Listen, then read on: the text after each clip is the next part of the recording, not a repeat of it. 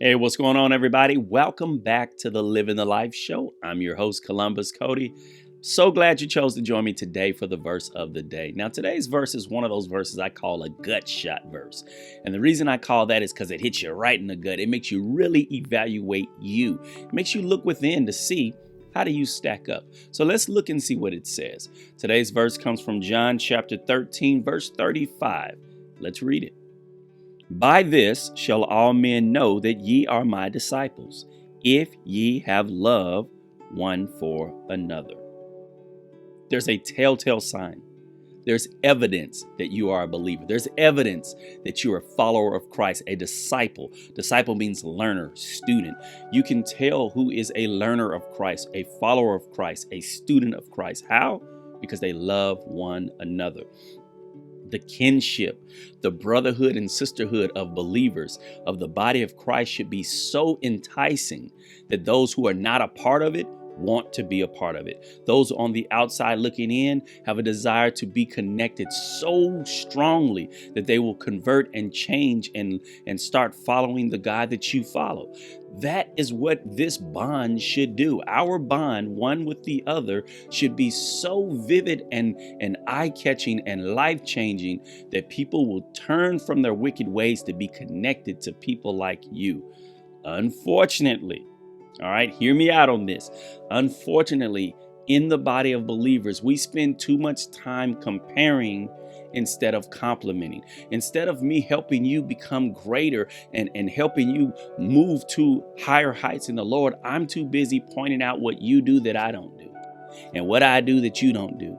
Now, is it important to have accountability in our body of believers, in our group? Of course it is. But we spend too much time trying to elevate ourselves and put ourselves on a higher plane than someone else. And that's not what it's about. We spend more time evaluating instead of elevating, instead of edifying. I'm too busy being critical of your lifestyle that I am not helping you become a better man for God, a better woman for God. No, I can't overlook the sin. But what I don't do is I don't make it seem like that all you are is your sin. Just think about how Jesus handled people, how he handled his disciples. Do you think people looked at his group and said, man, I wish I could be a part of that group? Sure they did.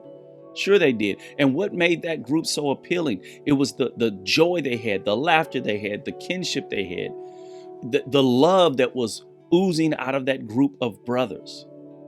That's what we should have as believers. We should have such a close bond.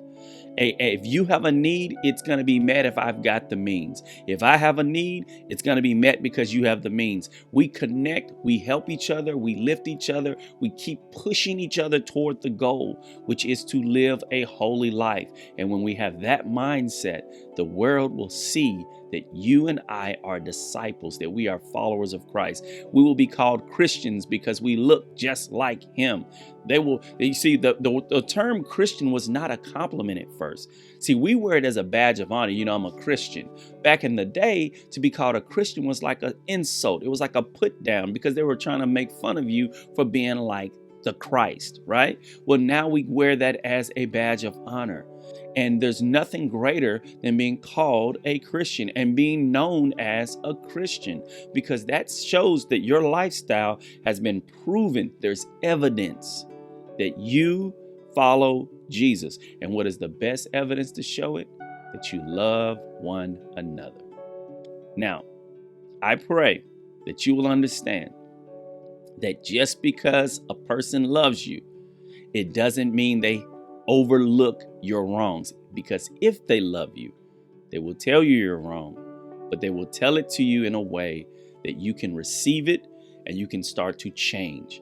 Because here's the thing, if I let you stay in your wrong and I let you go straight to hell because you do not know how to live or honor Christ with your lifestyle, that means I do not love you. A brother that loves another brother will tell the brother he is wrong. He just will do it in a way that will motivate the other brother to get it right. It's the verse of the day, good people. I pray that you find that the Lord is hovering over you today.